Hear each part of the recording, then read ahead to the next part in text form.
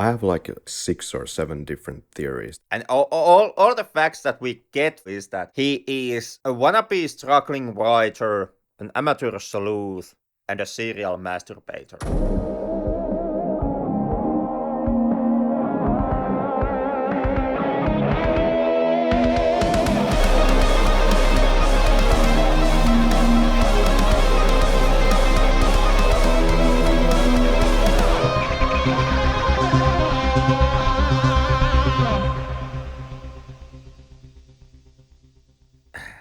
If we ever use that soundbite. We won't, no worries. That intro will be replaced. But nothing from here on in will be replaced or cut or altered. This is just naked us, not making any mistakes today.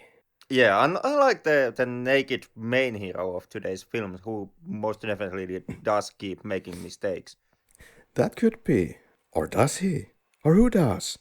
Is it even a movie? Who knows? It's a matter of perspective. Maybe it's an audiobook. Nobody knows what your problem really is. 안녕하세요, Karrimnida. Welcome to the Flick Lab. My co-host is Henrik, and we either study or studied media. We're doing good. Thank you for asking. Hope you too. In this podcast, we analyze international cinema. And today, it's Burning from 2018, a Korean film directed by Chang-dong. Yeah, not to be confused with The Burning, which is an 80s American slasher horror film. That's right. This film, just to get to the point right off the bat, this is based on The Elephant Vanishes short story from Hideo Murakami from Japan, and it's one of these 17 short stories that is related to the film of tonight. It's called Barn Burning, which became the film Burning. Also, it's said that this film merges elements of William Faulkner's 1939 short story of the same name. Thematically, yeah. Another Western source of influence that is pretty open, and that the film also admits to, is Fitzgerald's Great Gatsby. And in the film, the so-called antagonist is called The Great Gatsby. Burning 2018, it has been nominated, has not been nominated, but it was the first Korean film ever to make the 9-film shortlist of Oscars in 2018. Next year, of course, Parasite won. Burning has received many awards, has been on many top 10 lists of critics of 2018, and it has been regarded by some critics as even the best film of, or one of the best films of the 21st century, and was voted as the best Korean film ever on Korean screen. Yeah, I can side with the critics to the length that it's a film of a 21st century. All right, I see where this is going. Well, director is Chang-dong. Has been responsible for 8 feature-length films: Green Fish, 97, Peppermint, 2000, Oasis, 2002, Secret Sunshine, 2007, Poetry, 2010, and finally Burning, 2018. Something that repeats in his films is that he likes to criticize society or makes into discussion points some of these elements in society that one can be critical of. Often elements of melodrama can be found, and he often brings up, well, not only societal issues, but internal family issues, illnesses and their effects, as well as disabilities. Henrik, have you seen any other films from him? I have seen Poetry. On my end, I haven't checked out his filmography outside of Burning. So again, when it comes to those societal themes, when it comes to family themes, we both have checked out other Korean movies tackling with the same questions, especially in our episode where we covered the Wailing and Yellow Sea and The Chaser, all 3 movies in one. Well, that's because all Korean films, could be argued, have something about societal issues. or class. It's almost like the entire country, or at least its artists are stuck in precisely in like four questions: societal, family, something of a hereditary, and then basically Korea versus the rest of the world, or Korea when looked upon against, insert here a nation X. Maybe a North Korea, maybe America, maybe Japan, maybe China. Sometimes one movie tackles more than one country in this mirror perspective. In the cast, we have three main leads. We have Yeun playing Jong-seo. We have Suta-bun, or rather like Steven. Yeon playing Ben. And then we have Jong-seo playing Hemi. The film has a lot of themes related to fire. We have boil as the cat's name. We have arsony. We have flame in your heart. We have love. We have burning of clothes. And we have people disappearing as in a, quote, puff of smoke. What do you make of that? So much fire. Well, the question is exactly how much we do have fire. We don't necessarily have the cat, and we necessarily don't have the arson. Right. We do have clothes. That much is true, and we do have a vanishing act. But that's about as much that is like confirmed to happen from those four themes, and it's kind of like important to take notice of that, because this film really is up to your ear about the matter of perspective and the importance of perspective that one person has, and especially the lack of perspective. It's all about ambiguity and how, and you can kind of read whatever you want into it. At the dream of Jong-seo, there is also fire. It seems that as a kid he is watching a fire of one of those greenhouses. That's what it seems to be. But yes, very ambiguous. Yeah, or then it's just a mix-up between his current state, which is that he suspects that Ben has been burned in greenhouses, and the alluded past experience from his childhood when he was ordered by his father to burn his mom's clothes. And the film itself reads like a creepy bonfire story, really. I can easily imagine this being told around the bonfire, maybe not for 2 hours and 30 minutes, but because of the ambiguity, it kind of gives you shivers. Well, it does and it does not. And that's basically, that's like one of the main coming to points with the movie is that that like with the story altogether you have two possible plot lines. A, Ben is a murderer, a possible serial killer, or B, Ben is not a murderer. And kind of the perspective you take into the proceedings in the film, like which of these two readings you side with, it kind of builds the film for you and forms like what type of experience the movie is going to be. If you take the road A murder has happened and we are dealing with a possible serial killer, in that case, yeah, it becomes this extremely subtle, tense serial killer mystery film where you kind of get this creepy atmosphere and you are watching this realistic depiction of somebody, like an everyday person who tries to be on a trail of a serial killer, a possible serial killer, but at least a murderer. But if your reading is the road B, Ben is not a murderer. In that case, basically the whole film just becomes semi-tragic comedy where you follow just one goofball as he makes basically all the wrong decisions and all the wrong deductions, and nothing really goes anywhere. Well, let's get to those theories. Well, I have almost like 6 or 7 different theories that we could try on as a little bit of a fiery clothing piece for the film. Well, like you said, there is that Ben could simply be the killer, and that's kind of the crux. But don't you find it equally as interesting, or even more interesting and more satisfying, if this is indeed a creative writer whose mind goes cuckoo and he reads a lot of nuances, circumstantial evidence into things where he really shouldn't. I find it extremely possible, not necessarily as interesting as the Ben is a possible serial killer line. But yeah, I do agree with you that there is a extremely large possibility that when it comes to the possible murder, that never happened, and our main character just like makes all the wrong readings and makes all the wrong decisions. Essentially is a major goofball throughout the movie. There's also the possibility that nothing in this film is real, at least at the end point.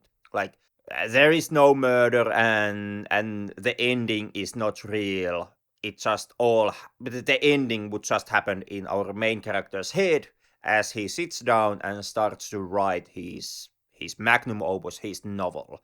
And the reality of film would cut into that act, and everything else we see after that shot would just be like what happens in the story would be our main character's fantasy. Yeah, exactly. Well, let's start with the one that has the most circumstantial evidence that Ben is the killer. Or even, is Ben gay? Is Ben straight? What is going on? Who is he loving? Who does he care about? Does he care about anyone? Well, he has a lot of woman friends, let's say, at the least, and might even throw a wild card here that he might love Jong-seo to a degree. That is a little wild, but I'm giving like all the possible angles that came into my mind watching this film. And because of his love towards Jong-soo, this could be like an elongated plot for him to allure Jong-soo into his sphere of influence even deeper, and he has killed Hemi.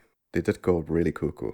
I also picked up on the possible note that Ben is gay, but when it comes to Ben having some feelings towards Yongshu, well, I didn't get that reading. To me, Ben mostly appeared to be like casually interested in Hemi and Jongsu at one point of the story, and like kind of as a novelty act. Like let me slum with the poor for a moment.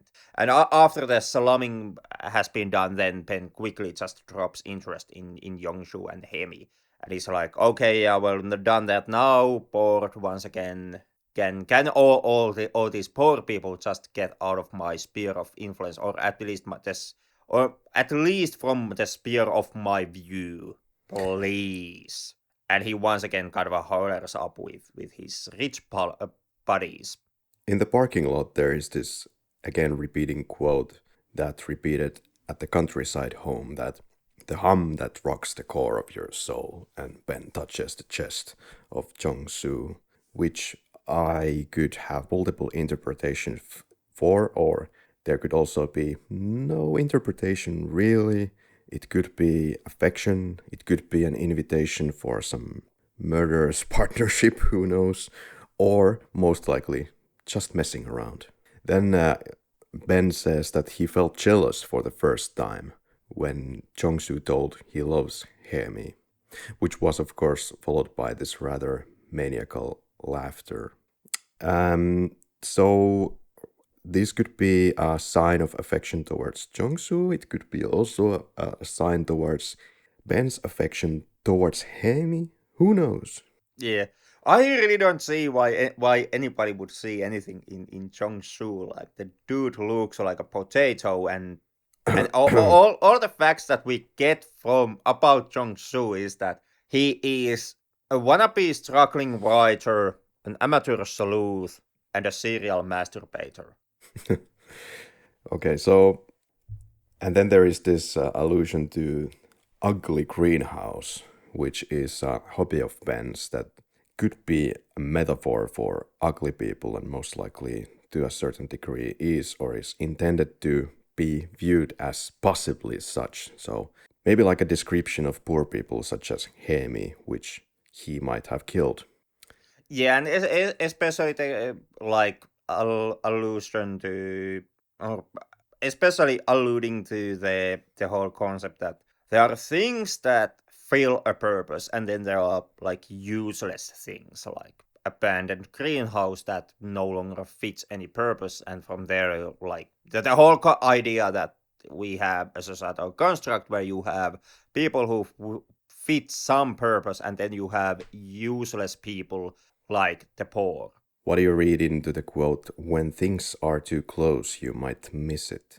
Would it be an actual, literal greenhouse that Jong-seo missed on his little checks, or it could be Hemi who is too close and has been, quote-unquote, burned? Yeah, or it could be absolutely nothing. Pretty much like everything that Penn says throughout the film. Mm-hmm. Before the film was finished in 2016, the director commented on the film and what it would mean. And he said that it is a story about young people in today's world. When they think of their lives and the world, it must feel like a mystery. The word mystery is the one word that repeats throughout the film repeatedly. Well, it certainly is a mystery. I give you that one. But so many hints into the kind of sociopathic, disturbing qualities of Ben. Ben can't cry. I mean, I think even Henrik, you can cry, even though you try to hide your emotions here to the best of your ability, right? On the contrary, god damn, we have fought over the question of emotions. If something, I have been the stout defender of emotions. Okay, I don't know where that came from, but still, I am on the record of being the only fucking guy crying in this podcast, basically. Yay. Yeah. But you are also on the record of being the guy who said that emotions are useless and stupid, and we should be rid of those pesky little things and rationality above everything else.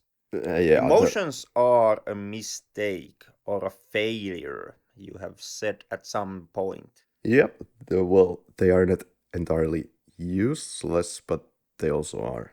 But let's not go to there. No. So what about this one in the kitchen? Quote, I make my own offering and then consume it. End quote.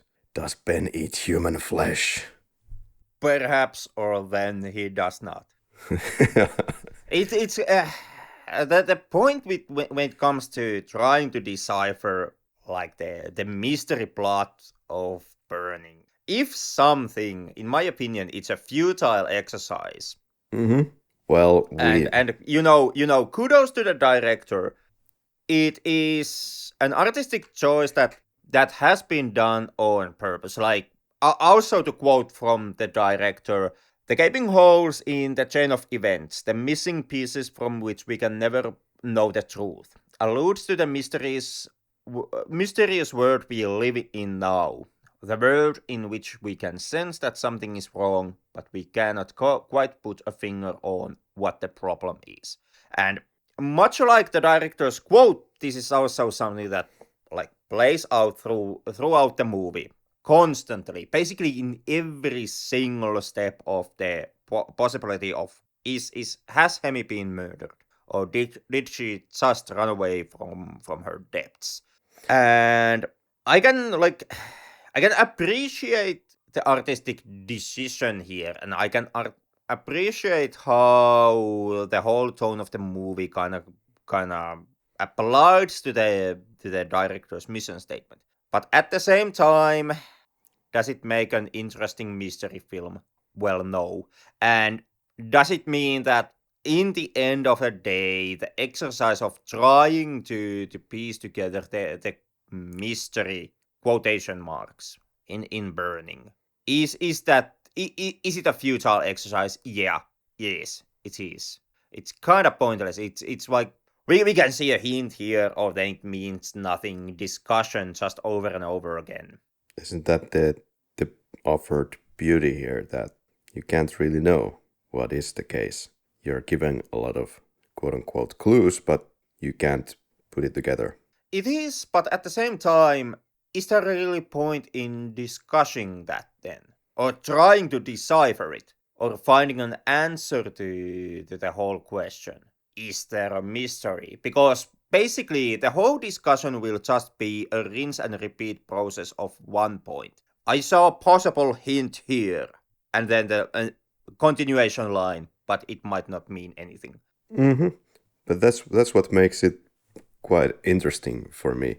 And it's not giving only hints to one theory, it's giving a lot of hints to several directions. It might make it an interesting viewing experience to the audience, but it makes it pointless to try to actually like ask the question seriously. Did the murder happen? Well, yeah. Well, we don't know. And yeah, I just have collected a lot of this circumstantial evidence that the film keeps pushing at my face, and we can try to decipher it. It can be a full surround, fine.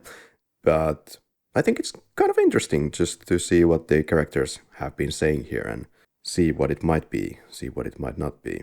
Certainly, like, if you really want, we can give it a shot. But as a cautionary spoiler, possible spoiler to our listeners, I'm taking my $5 and I'm putting in the betting basket of it's going to be a fool's errand. Well, to the degree that if you're looking for some kind of answers, which I'm not, no, there's not going to be any resolution by the end of this evening, I'm sure. Okay, I take my $5 and I collect my $10 winnings. Well, but so more of these fire references. Hemi just disappeared like a puff of smoke and then smiles, rather in an indifferent way. Doesn't seem to be really concerned of what happened to her. Tried to contact her, or so he claims. Ben. But Ben also has no reason to be concerned over Hemi. Hemi What? essentially is nothing to Ben. She's a woman that Ben met during the 2 month stint that they both had in Africa, while they were watching the Bushman culture and everything else. Mhm. So at best, Hemi was something like a casual acquaintances that was formed during their trip to Africa, and that's all. Like there really is like at no point there is no past, there is no connection between Hemi and Ben, which would give Ben the reason to be super concerned about what happened to Hemi. It's like a very much like a person. You meet somebody now and maybe you work on some project or something like that for X amount of time, and then you two just go in your different ways. Right. We all most likely have had that experience. And that winning watch that is found in the toilet of Ben. Well, as we know, this is one of those most likely pretty cheap digital watches that you get from these kind of lotteries, as we established in the beginning of the film. So it could be just one of several out there that people have been winning, and it just happens to be there. Or it might be something that Hemi has just, forgotten to Ben's apartment at some point. Perhaps even when she's been helping Ben with the cooking in that one scene. Because the watch, as the film points out, it's very typical. They are basically everywhere because it's a cheap, almost like a garbage watch. Yeah, and regarding the cat supposedly reacting to his or her name Boyle, well, it's not really clear if he or she is reacting to anything. No, because animals also have the curious habit to react to any given random thing. But could this be the most far-fetched idea of the night? Is Ben on a revenge mission to mess with Jong-seo's head because of the complicated relationship in the village with Jong-seo's father? Would there be any motivation to mess with Jong-seo, his child, Jong-seo's father's? Well, the messing with the Jong-seo because he is the child of that maniacal father who gets pissed off at and angry at everybody. Only in an absolutely far-reaching symbolism towards the Faulkner story, barn burning. Yeah, I think that the whole angry father thing just further kind of exacerbates or even makes it more obvious this perhaps this poverty or the circumstances from which the family has emerged. And that's the only function of these court hearings and and all that. Well, not necessarily. Not necessarily. What I heard. Like, there's another, like, as we already mentioned, the two Western stories are, like, alluded to in the burning. The first one is Great Gatsby. The second one is Barn Burning from William Faulkner.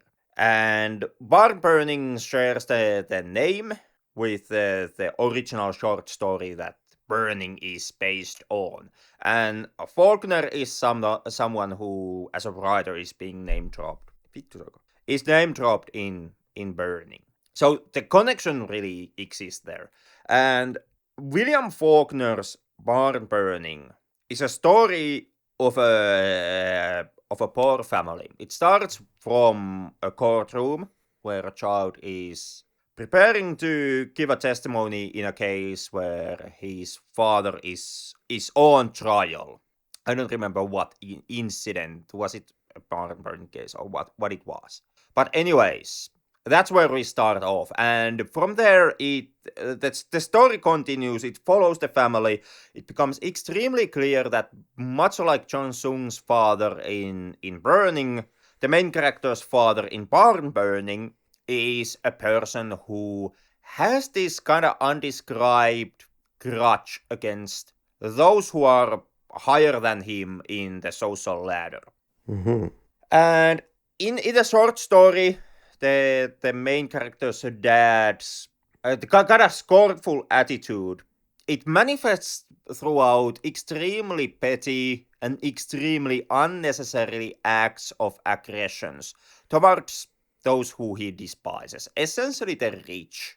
And things escalate to a point where our main character's dad comes into contact with the next landowner. Was it Mr. Spain or what was his name? And there's a small schism between the two, which is caused by the main character's dad. And the final, like, grandiose idea that the daddy-o here comes up with is the idea that he's going to burn the landowner's barn. Hence the title, Barn Burning. The main character at the last minute tries to reach the landowner to warn him about his dad's ideas, the plot that the dad has. And then the story kind of ends with this hinted possibility that the landowner has shot main character's dad as an act of self-defense or to defend his barn. And that's where the story ends. And the connection here to the film Burning is the dad, and this kind of self-harming scorn that the dads of the stories have towards somebody in the society. Throughout the film, the main character's dad is on trial for an aggravated assault. Was it against police officer?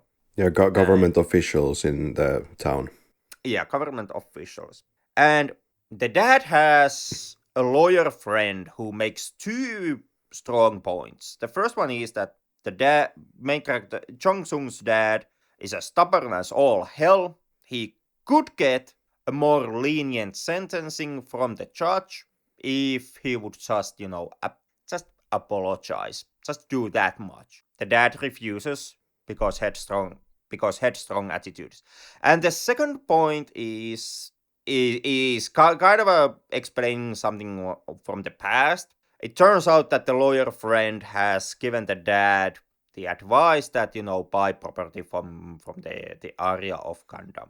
And the dad has, once again, in the past, the dad has refused to do this because of some type of commitment to an ideal or something like that. And as a result, what we have in the dad in the Burning is someone who has an axe to grind with the society and with his place in the societal hierarchy, and who also is somewhat prone to violence. And this is something that we can kind of see repeating in Jong-seo, who also manifests these ideas that he has a place in society, he is not happy with his place in society, he does see that he is above some members of the society, or at least some jobs, as comes through in the moment when Jong-seo refuses to take the job in the factory and just walks out of the job line.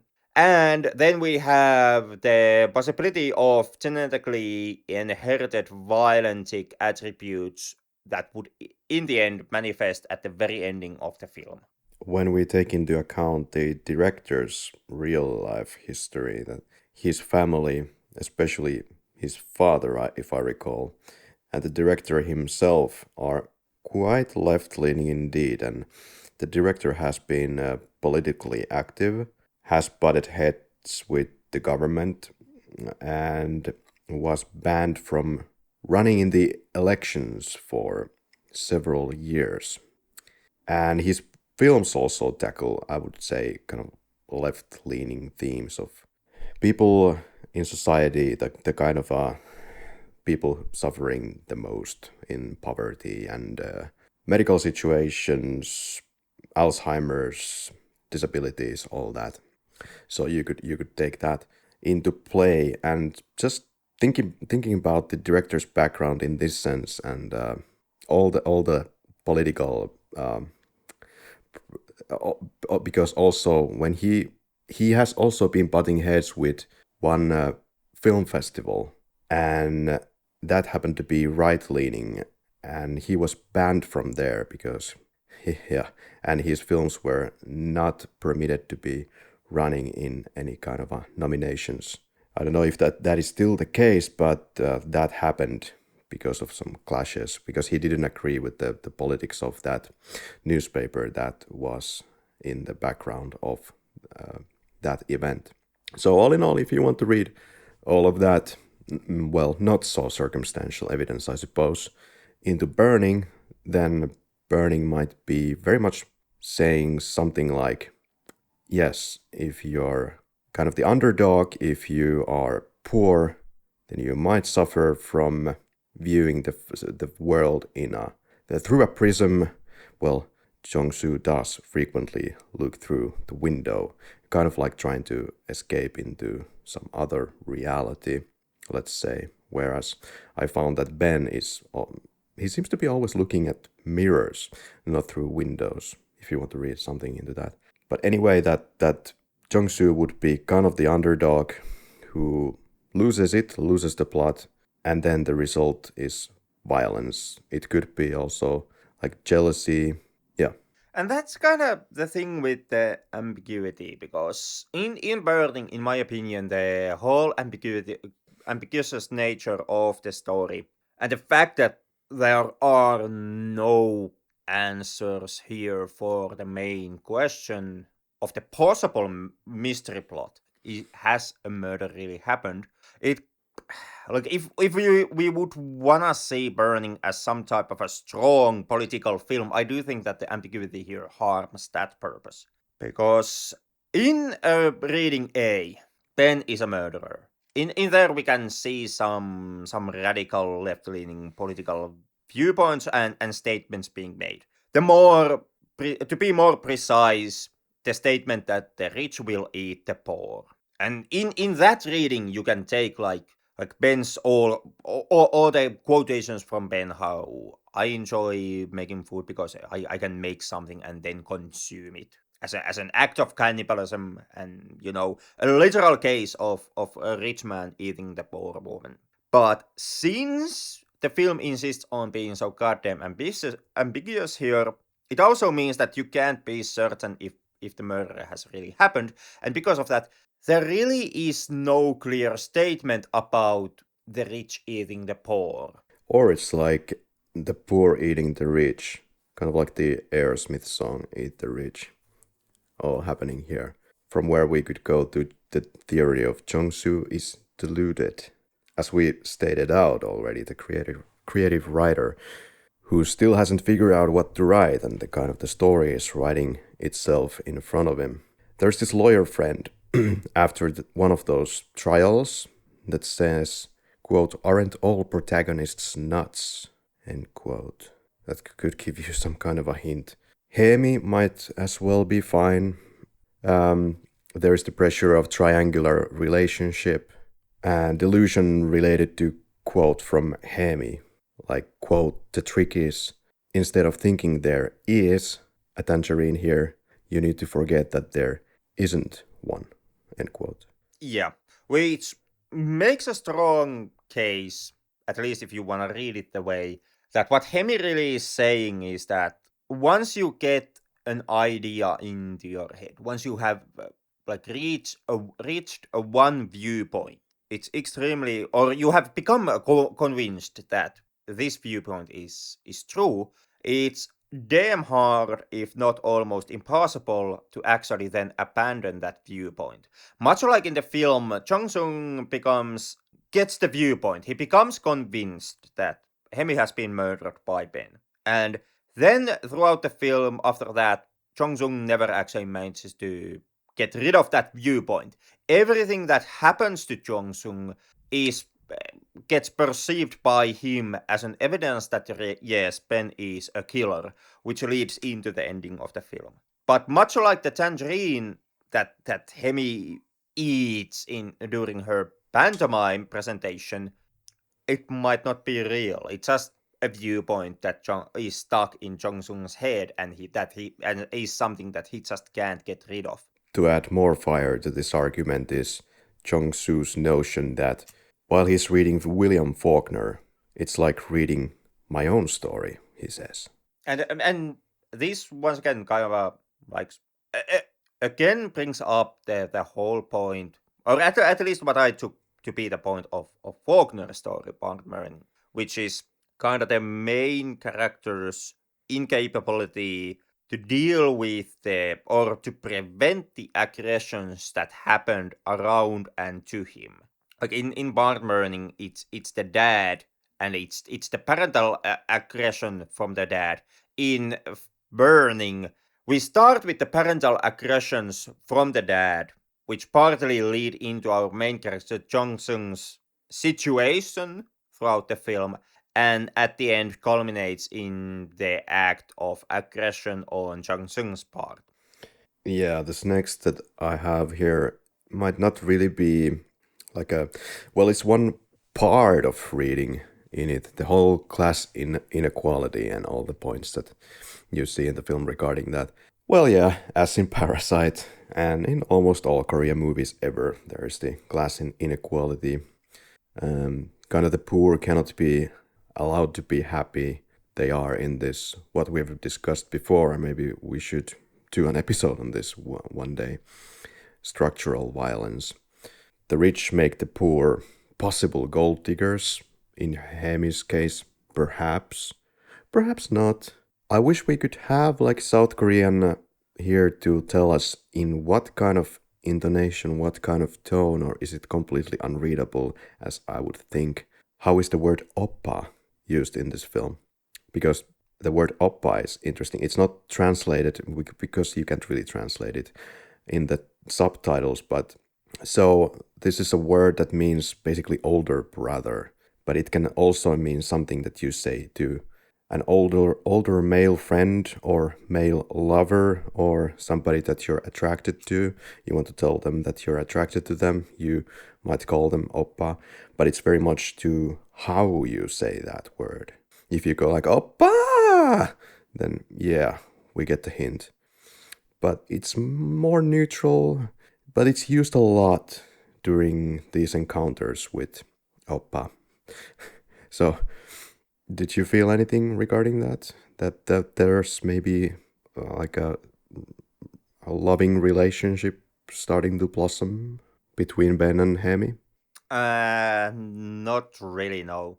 If something, there is a possibility for a relationship between Hemi and Jong-soo, but like in its core, that the whole dynamic, Ben, Hemi, Jong-soo, it's a triangular relationship drama situation.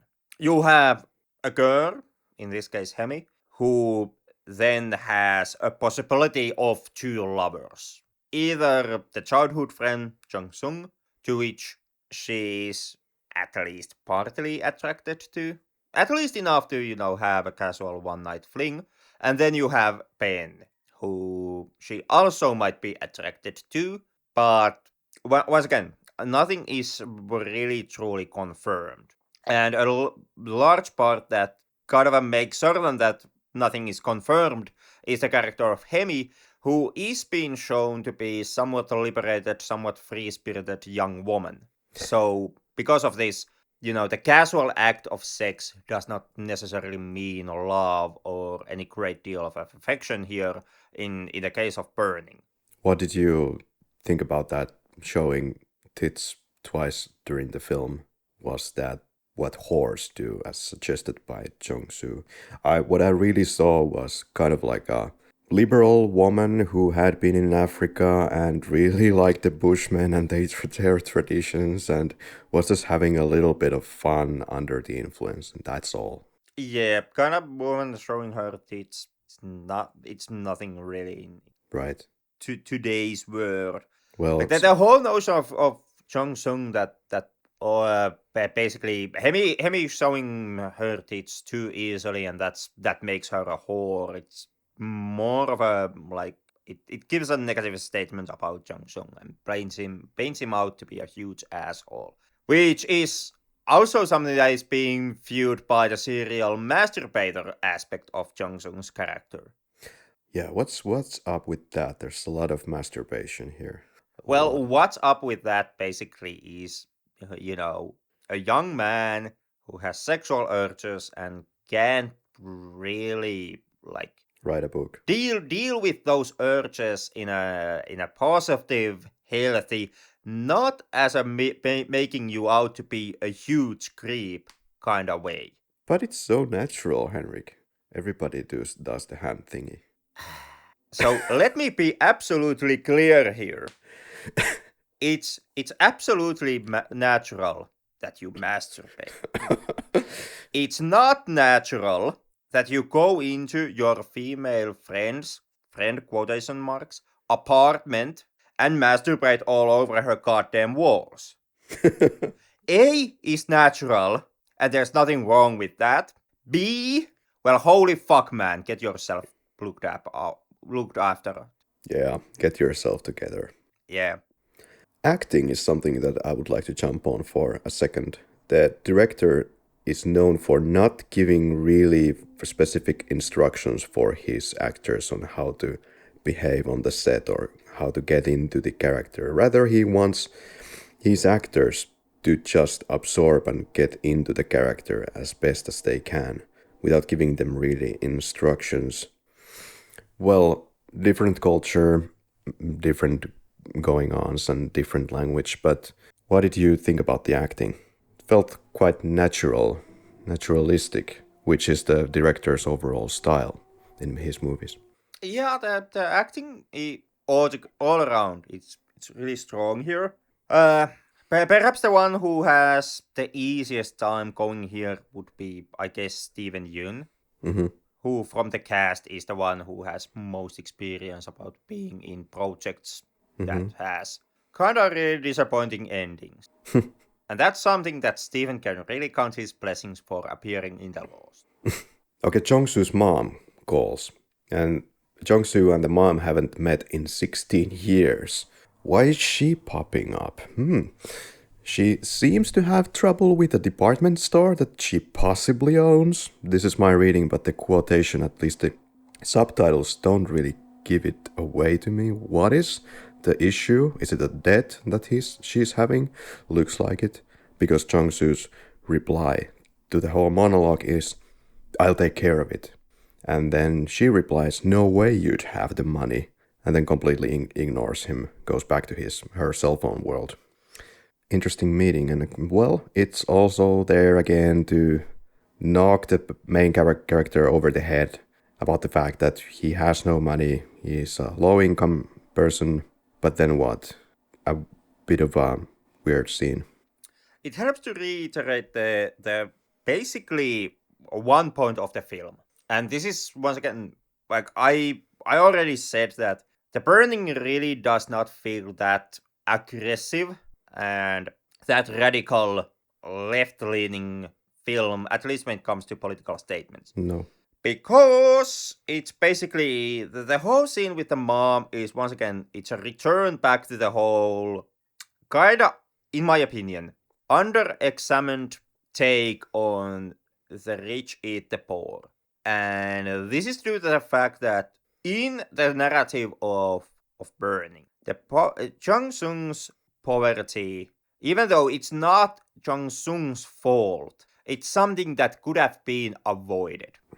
Our main character's poverty is due to thanks to his goddamn daddy-o, and the daddy-o's head stubborn nature and the whole idea that the dad has, that he has some values and some ideals that he's unwilling to break against. So kind of you have to sell your soul to be rich, not follow your values, however assholey they may be. Well, they're really... I really don't see, like, any ground won No. by the dad when it comes to values, in the decisions that in the current day has kept the family poor. And this is something that comes into major light. Like, this is the reason why I previously mentioned the whole Gundam and the advice from the lawyer friend of the dad. Gundam is a real South Korean area. Mm-hmm. These days, it's the living space. It's this wealthy living space of the rich engineers, rich yuppies, the rich youthful generation. It's extremely expensive area to live in.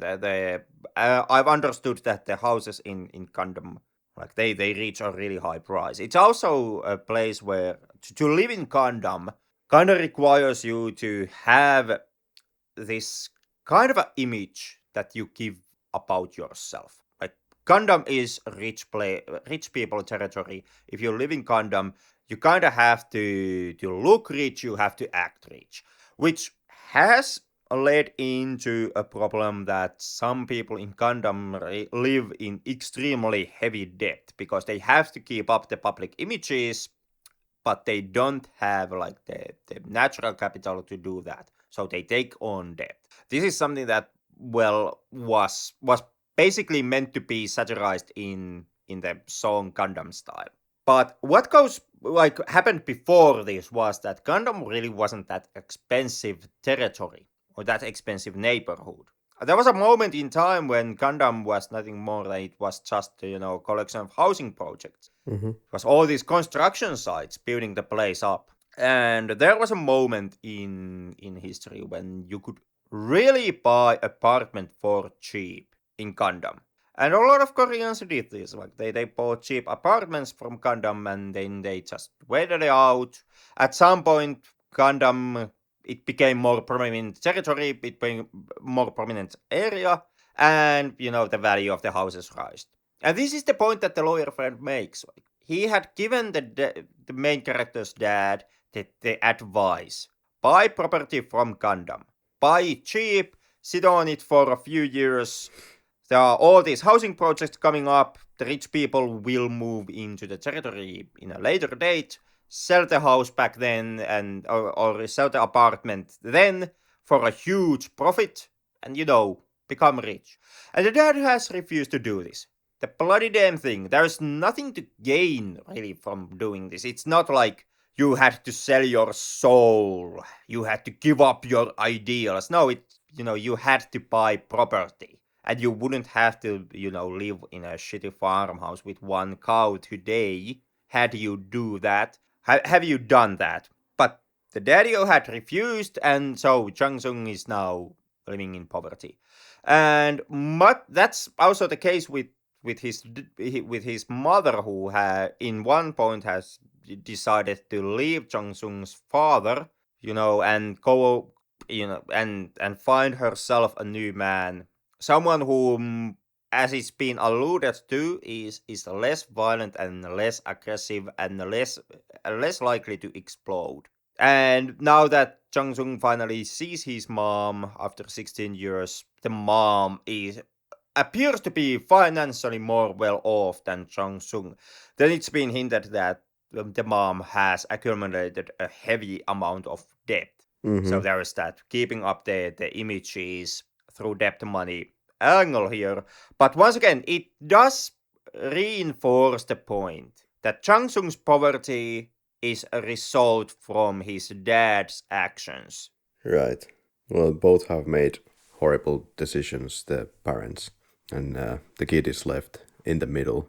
That's a really nice reading into a scene that I would not think that would be so much of interest for us tonight. Gangnam also, which is a popular place to party and to meet people from foreign countries in South Korea, if you're into that.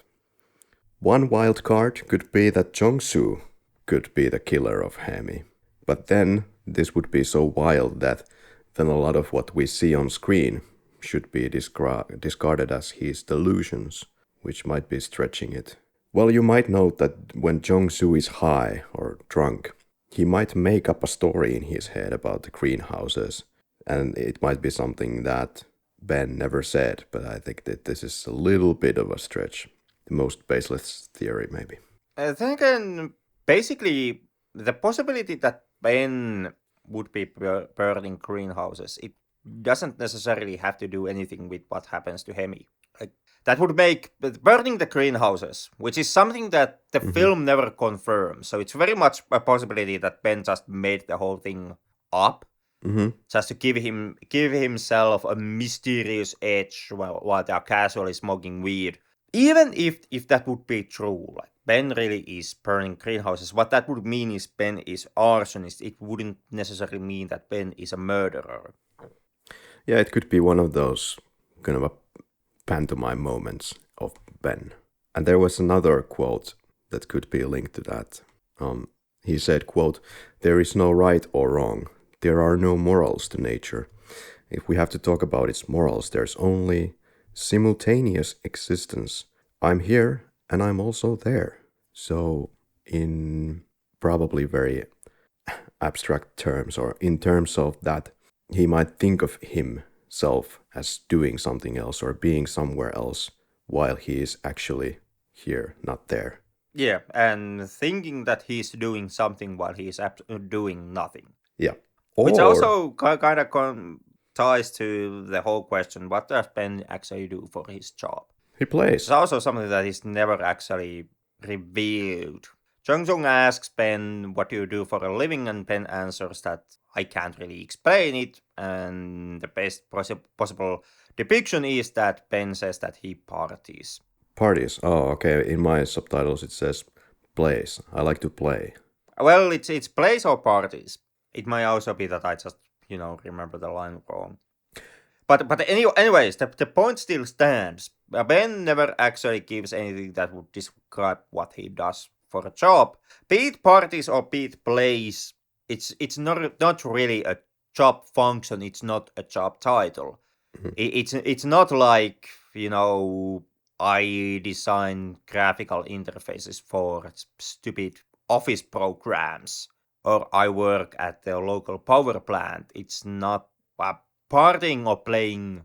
It's nothing really in those terms. So there really is no even an idea that there's no confirmation that Ben actually does anything in society. Ben does not necessarily even have a job. Maybe that he's just a trust fund kid who lives off from, a trust fund set up by his parents. Or maybe he just, lives from debt. Who knows what he does? Or plays trading games with cryptocurrency and made his wealth based on that as a young guy. Yeah, it's absolutely as possible as everything else. He may even be, a high-paying professional Fortnite gamer. But maybe Hemi is in cahoots with Ben, the Nairobi comrade, as he's called. And maybe real Hemi is dead or stuck in Nairobi still. There are these mysterious phone calls where nobody's speaking. You just hear noises. On one such phone call, on the cell phone, it could be Hemi opening the door of a car. There's Korean noises on the line. Then there's another voice of a closing car door. and something moving, like maybe like a zipper being pulled, and that's it. Very ambiguous. Yeah, or it might just be a cell phone that accidentally makes the connection while being in Hemi's pocket. Precisely. Yeah. But this theory is pretty crazy because of, for example, the crying at the sunset of Nairobi, kind of signifying to the audience that yes, this was a real experience that she went through, and all the Bushman stories, and all the emphasized monetary problems throughout the film by several characters. And finally, this is as plausible as anything, I guess. Nothing at all suspicious maybe happened, and Hemi is perfectly healthy. Like you said, escaping her death, might be depressed because of what Jong-seo has told her, that she is viewed as a whore by him. He immediately tries to rectify this, but is unable to get in touch with her. She says that, quote, if only I could vanish like I never existed, end quote. But Ben also says almost the exact same thing. Quote, you can make it disappear as if it never existed, end quote. Supposedly he's talking about greenhouses. I did some digging to this, probably nothing to it, but Ben is talking about unskil, which means greenhouse, but it also can mean stove or stove. Yeah, and I've also heard that it can also mean plastic houses, as in not really real houses, which you can then kind of mirror into Hemi, who has gone through plastic surgery, and also the Ben's affection to his female acquaintances using makeup. So there would Right. also be like plastic people, not real people.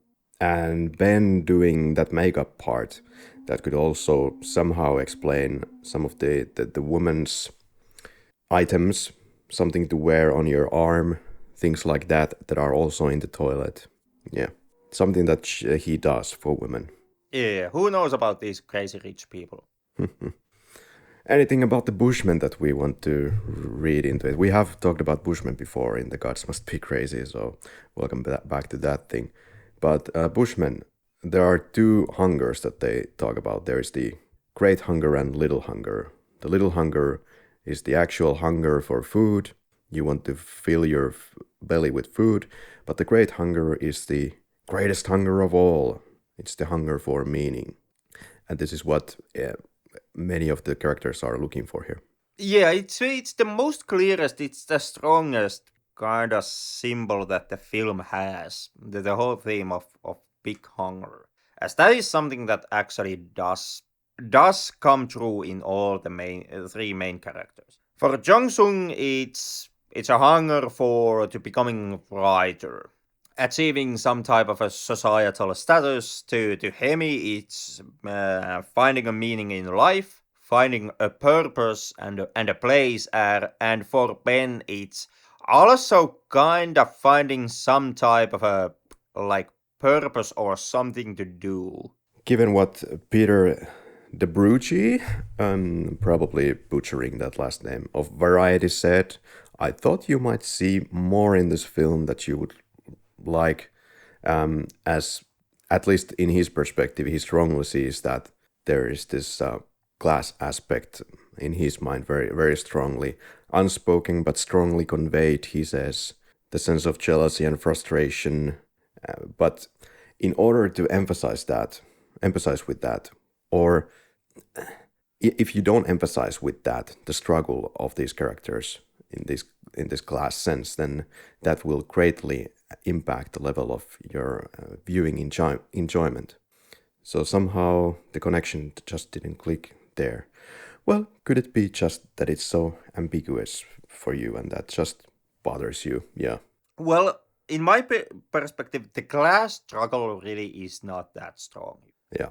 I mean, you mentioned that we already made the episode about Parasite. And if I like put the question out frankly, which film do you think spoke more about Parasite? Which made more? Which film spoke more about class, and which film made stronger statements about class struggle? This one or Parasite? Honestly, I see class as only just one little piece of the puzzle and not integral, like in Parasite.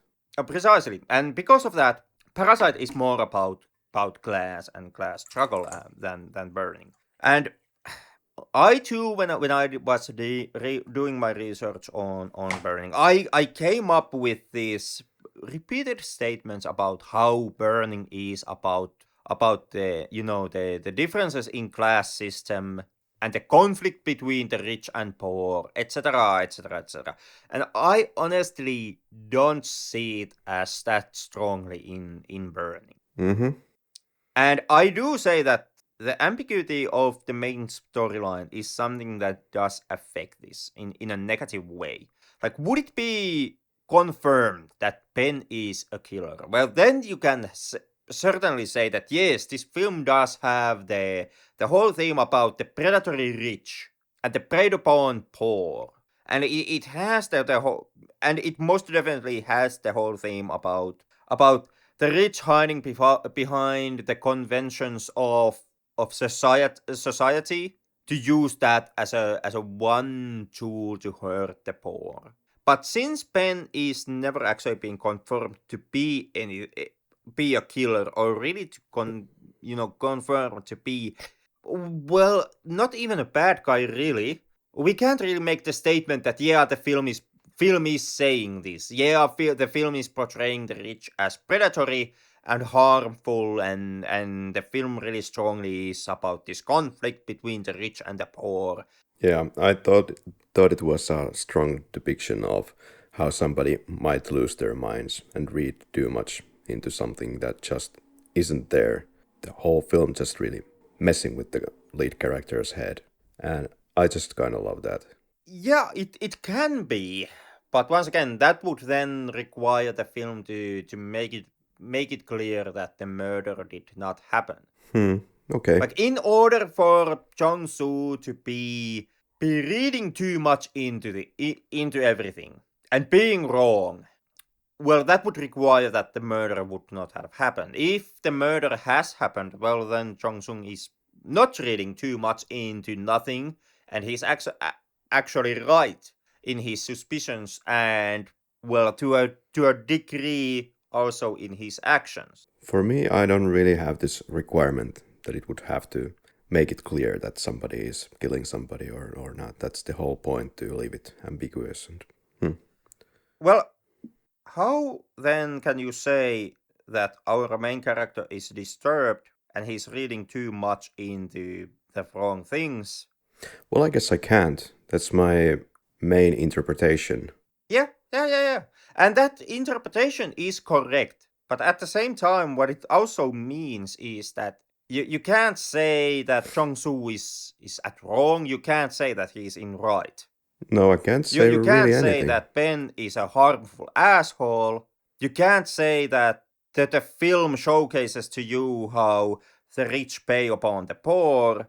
You can't say that the film is a fight from the poor fighting in order to preserve them from the rich.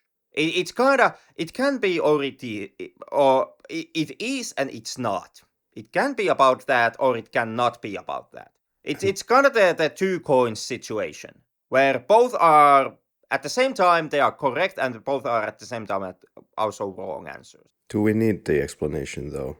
Isn't that the strong point of the film? Just It's the keep strong you point guessing. of the film. But once again, where the hell does the argument then come from that this is somehow a strong case about the class divide? For me, definitely no. Yeah. So, once again, I can't side with the critics that you quoted. And most definitely, I can't say that, yeah, I saw in this film this great class struggle and it really resonated with me. Fair enough. Because it kinda is not there, thanks to the ambiguity. Reading some of the reviews for this film, it makes you puzzled. Yeah, like it seems like more like sorry, but sometimes it's like a verbal diarrhea that I just had to bring some meaning to this and this and this when there was none. Precisely, that's also my take with a lot of the reviews that the film has, and a lot of the analysis that the film has received, like it to me, it reads more like the opinion and the viewpoint of the reviewer. Mm-hmm. And a lot of these reviews, they come from like a professional critics, like film critics that you have, not like a punk ass hobbyists like you and me, who do this on our free time and with our own money while we are doing like million other things. But they come from people who are being paid to be film critics. And that's very comfy job. Like obviously it's not a song and dance. There's a lot of negatives to being a professional film critic, as you and me are also have experienced being hobbyist film critics. Because but still, being a film critic, it's relatively comfy job. You watch Apart films from and then you analyze and you write a review. apart from the fact that if you're a professional film critic, we will butcher you in the Flick Lab. But yeah, I'm not saying that it's all song and dance, but it's relatively easy. It's relatively nice job to do. At least if you like compare it to being a construction site work, for example. And a lot of film critics, they kind of come from, I would say, financially well-off circles. I would say middle class, upper middle class. So the film critics are not the starving and struggling poor. They are actually the ones who are more well-off. And when it comes to the readings of Burning being this huge, like, major take on the welfare injustices and the societal struggle and rich against the poor, etc., etc. What I actually see in those hot takes, those reviews, is more of this kind of laissez-faire, middle class, well-off, well, even Western white people reading into this meaning into the film and seeing this huge struggle to play out in Burning, because it's something that resonates with them, and especially resonates with them because since Burning does not make a grandiose statement, it's not like Eat the Rich. We have to destroy the middle class. That's not the statement that the film makes. It's also easy for a white, well-off Western film critic to actually embrace the societal topics in Burning because they are somewhat safe. It's very much the case where you can have a film that says something about the societal class, but does not say enough to make you yourself feel bad about yourself. One more point that I would like to bring into the whole ambiguity. The most ambiguous of all might be the well aspect of the film. Did she fall into the well as a kid, or did she not fall into the well as a kid? There's arguments for, arguments against, no conclusion whatsoever. This might be the most bothering aspect of the film for me. Well, it contributes to the overall mess with your head. But yeah, there's so many scenes regarding that, but we reach nothing. Of course, yeah, that's kind of the thing of the film. Summa summarum, to recap, to pull it all together, you needed some more stronger pointers to some direction, whereas I did not. Well, the well really is not a problem for me. Well, yeah, but the overall film, I mean. I would have required more pointers into any direction in order to champion this movie as some type of a societal hot takedown. Most definitely, yeah. Mm-hmm. Does it have to be a societal takedown? Well, if the film wants for me to endorse it as one, or if somebody asks me to side with the critics here, well then yeah. And to a point, I do feel that the film would have been stronger if it would have had a stronger societal takedown, which once again would have required it to actually make up its mind on whether or not is Ben a killer or is he not. Like I do see that there's a virtue in the ambiguity of it all, but at the same time, like it's a virtue that also comes with the cost of the film having a bit more tamer statement at the end. I would think that everything is really intentional, though. I'm not. If I might be Yeah, wrong. of course it's intentional. I'm not saying that the director somehow accidentally landed into this situation. It's an artistic decision. It is. I might be wrong that, but there might have been during the film mentions how there is certain aimlessness going on, and it kind of ties into the mystery of it all, and that you're young and you don't know what direction you're taking, and that the life is not really a beginning, middle, and an end story. That things again just happen, and this is my movie and statement on that. Yeah, and at the same time, in the film, there are two possible notions. Jong-seo is a vigilante revenger who revenges Hamy's death and protects the poor, protects his own societal class from rich parasites or rich monsters like Ben. And the ending is justified. Or there is the possibility that Jong-seo is mentally ill person who kills an innocent man. That Precisely. Ben. Or there is the possibility that Jong-seo is a person who has genetically inherited the violent behavior from his dad. And he's somewhat doomed to be the similar type of monster that it's being hinted that his dad has been. That is also a possibility.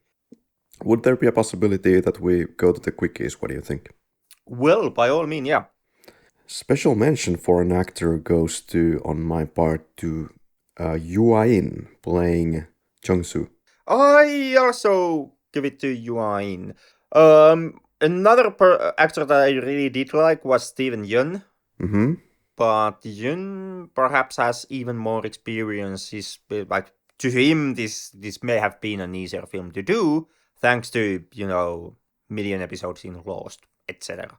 Yeah, there's quite a lot of subtlety to the performance of Yeun. Not sure how experienced he is in acting, but yeah, you could read quite a lot from his face. And that's easy, once again, because you're in the lead role, you have more time to do that. But great performances all around. Well, would you bring attention to some very small role in the film that you found somehow worth highlighting in this podcast for whatever reason? I can highlight the cow. Ooh, okay. Then I will highlight random lady who wants to join Ben in the cafeteria. It was just marvelous acting. I don't know. I really don't have anything, to be honest. For this Yeah, not me neither. What resonated with you the most or the least?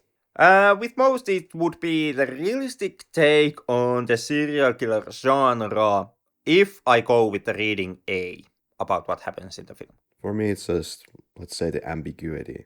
And I love the coloring. I love the coloring and kind of the repeat framing. Some events repeat and we get the same angles, get kind of comfortable with the environment. In one adjective, how would you describe this film? Well, to me, it would be ambiguity. Haunting. Or how would you say that then? Ambiguitying. It doesn't have to be an adjective, I guess, anymore. Whichever word. Favorite quote, if any? Yeah, I'm gonna draw a blank. I'm gonna draw a quote. To me, the world is still a mystery, end quote, from Jong-seo. Do you think the films have, or that this film, Burning, does it have any staying power or legacy? I don't know. Yes, I guess. Because it's been marked as one of the best movies of all time come from South Korea. Yeah, I also do think that it does have a staying power. It's not necessarily the best movies of all time to come from South Korea, etc., etc., etc. But it's kind of like, I do think that it's going to be left somewhat in the shadow of the Parasite, but at the same time, it's the shadow of the Parasite that will also lend some staying power to the Burning.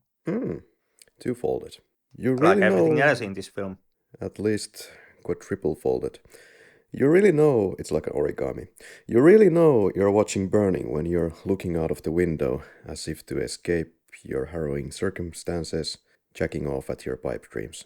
You really know you're watching The Burning when you are watching The Burning, or you are not watching The Burning, or The Burning is watching you, or there is not even burning. Right on. Well, did you like the film? I did. I did like it. I wasn't blown away by it. Mm-hmm. And this is kind of the major divider between me and I guess the whole rest of the goddamn world, because like already mentioned, Burning is a film that when it came out there was a huge ruckus around it. This was one of the South Korean films that even got a movie theater distribution in Finland. Mm. This is such of a major take. It's so great of a movie. And I saw it in theaters originally, watch it for the second time this now, and in neither times I've never actually completely understood why it was so well received when it came out. Like, it's not a bad film, but I really didn't see that that absolutely magnificent aspect of it that will make it like one of the best movies come out of South Korea in the history of South Korean cinema. I Well, did like it, but I didn't like it that much. let's plant a little flag here. You weren't so blown away by it. If I want to say something negative about the film, the first, is it 47 minutes up to an hour? The film drags me in the first, kind of drags maybe in the first half. I mean, I get the point. It's trying to build this feeling of unease and what the hell is going on? Where's this gonna go now?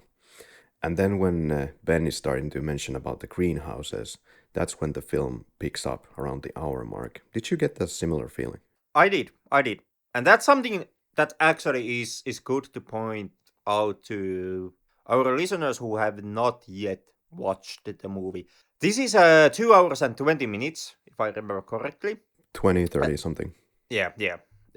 With the end titles, which you can say that they perhaps something to from 5 to 10 minutes, the end titles in total.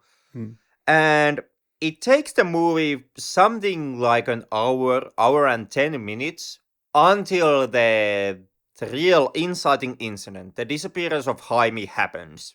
And from there on, from that point onwards, then the film is a possible serial killer murder mystery, or our main character just going off his goddamn boat, or whatever you want it.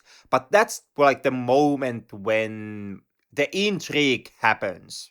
And it's not a deal breaker, but it's something that is actually good to know before watching Burning for the first time, because absolutely goddamn almost everyone who I have come across makes the point how this is like a super intense, extremely like hard feeling mystery film. There is this great atmosphere of dread going on, and it does not appear but until an hour mark in the film.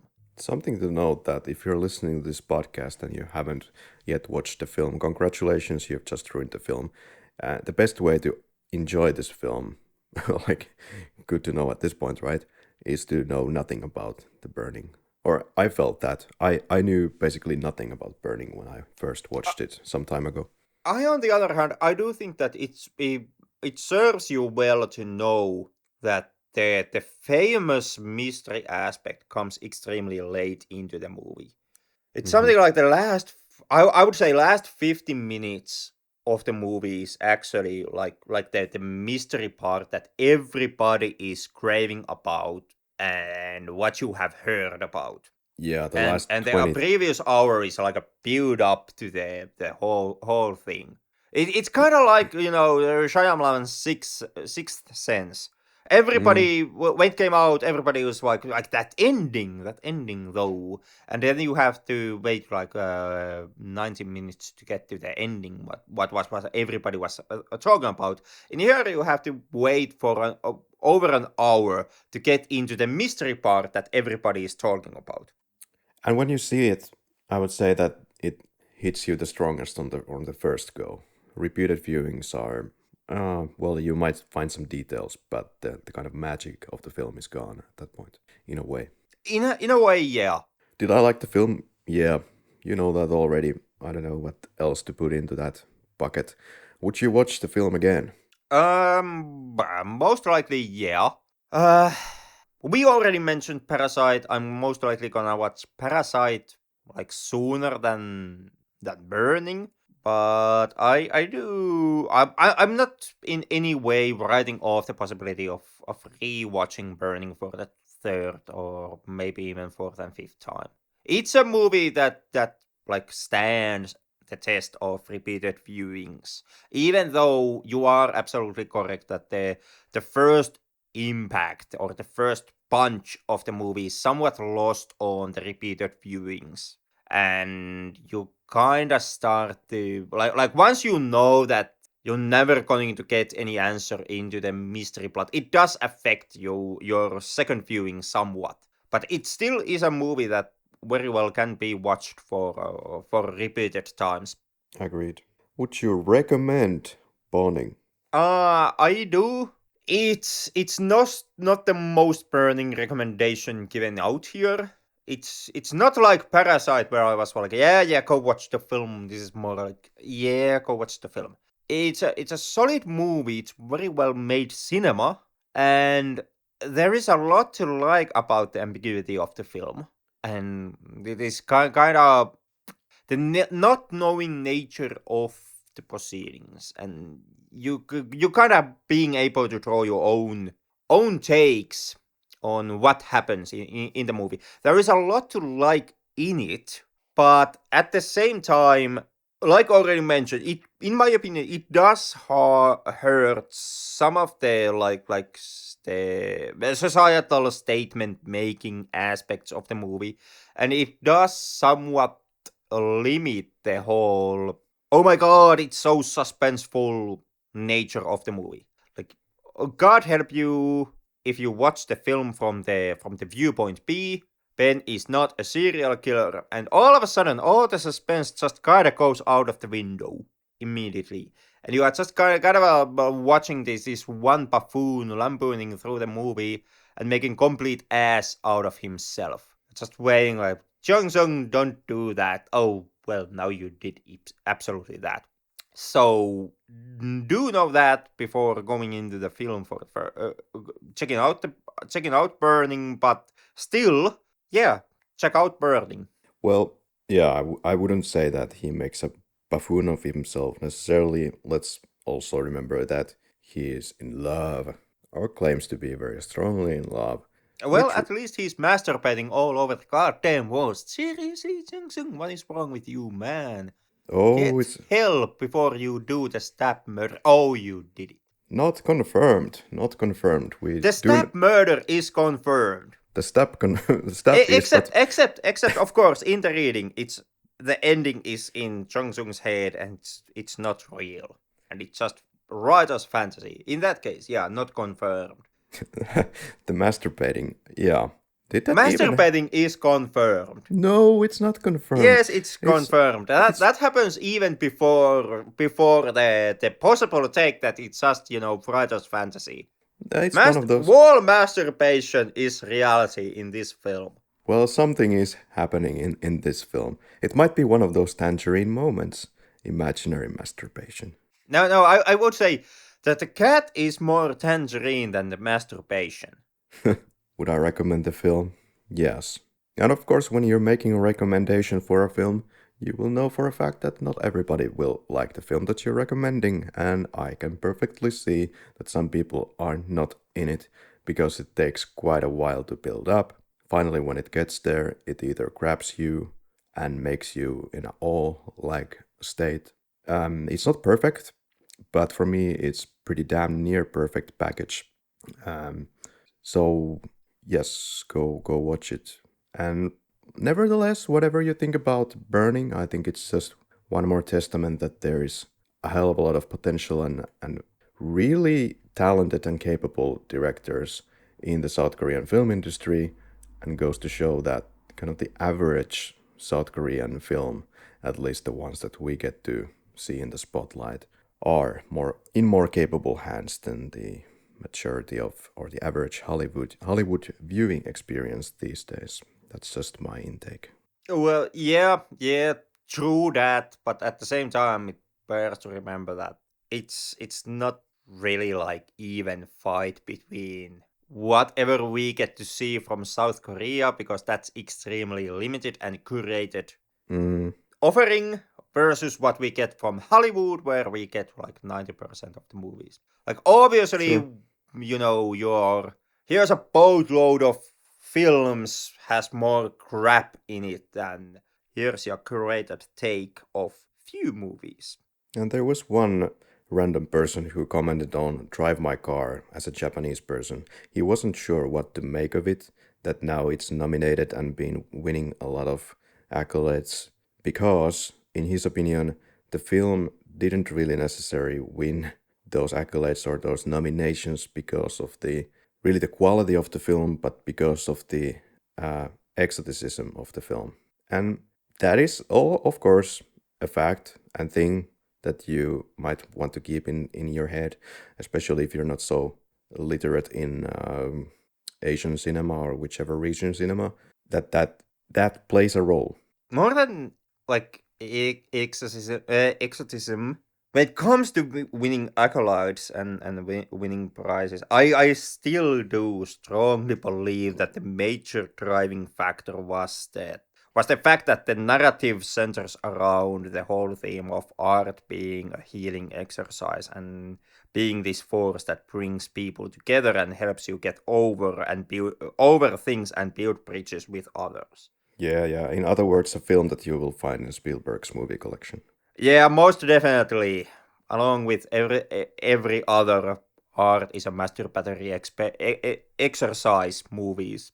It's right there next to Cinema Paradiso, and most likely also Hand of God, which I do strongly believe that Spielberg also does have like a 4K Ultra HD Blu-ray of. Dear listener, would you recommend Bawning? Come and comment on our social media pages or send us an email. You'll find all the details on our webpage, theflicklab.com. We also recently appeared on Mint Volcano YouTube channel with our actual faces. Had some little fun with that.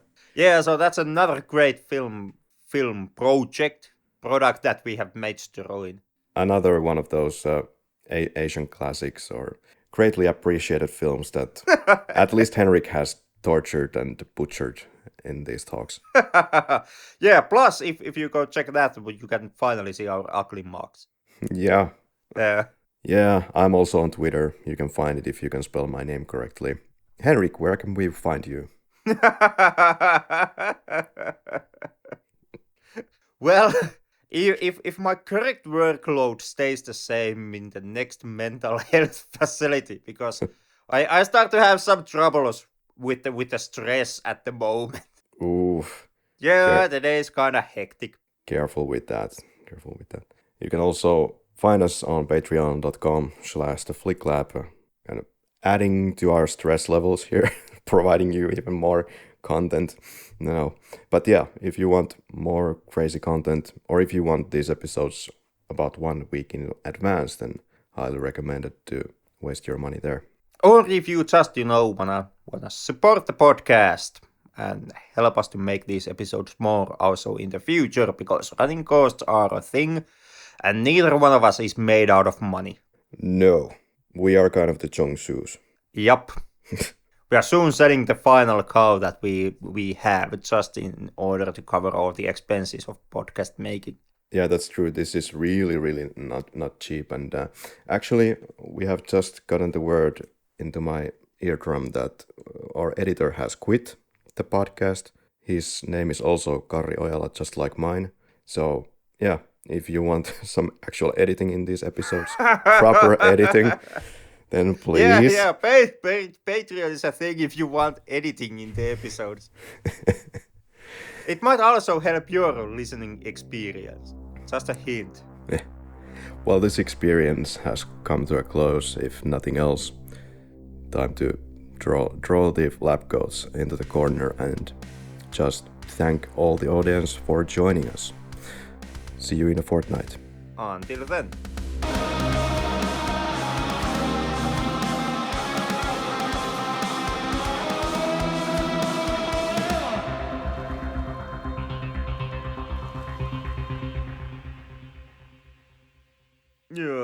doesn't know. Joo. Eipä siinä pahemmin kompurointia. Jotkut vittu soikoonit mun pitää leikata sieltä pois. Ei, Ben is a murderer. Vittu soikoon. Ihan hit. And